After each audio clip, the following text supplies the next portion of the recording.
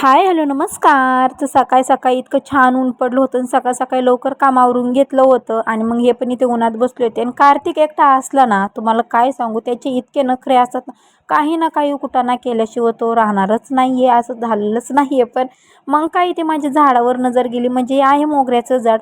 अक्षरशः त्याच्या पानावर हे पांढरं पांढरं काय आहे, काही समजत नाही. तुम्हाला जर कोणाला नक्की माहिती असेल तर नक्की मला कमेंट बॉक्समध्ये सांगा आणि याच्यावर काय त्यांना खत द्यायचं हे सुद्धा सांगा. फायनली सगळं आवरलं, जेवण वगैरे झालं आणि इकडे इकडे निघालो होतो आम्ही बाहेर. बाहेर म्हणजे थोडंसं ते रानात पण गेलो होतो. भरपूर दिवस झाले रानामध्ये गेलो नव्हतो, पाऊस वगैरे होता. म्हटलं बाहेर चाललो तर रानाची इथून चाललो तर एखादी चक्कर मारून जावं, काय आहे बघावं. पेरलं वगैरे तर काही नाही, पण एक चक्कर आम्ही मारत असो. नेक्स्टच्या ब्लॉकमध्ये मी तुम्हाला नक्की सांगेल. आणि त्याचनंतर इथे रानातून झाल्याच्यानंतर आम्ही लगेच निघालो, अर्धे तास थांबलो. फायनली मग इथे परत आलो. लेकरं बोलले, मम्मी आम्हाला काहीतरी खाऊ घाल. तर मग इथे त्यांना मी वडापाव घेतला. मी पण इथे वडापाव वगैरे खाल्ला. त्यानंतर वडापाव वगैरे खाल्ल्याच्यानंतर इथे दीदीला मी हेअरकट करण्यासाठी आणलं होतं पार्लरमध्ये. फायनली तिचे खूप केस वाढले होते आणि तिला ही बॉब कट करायची होती.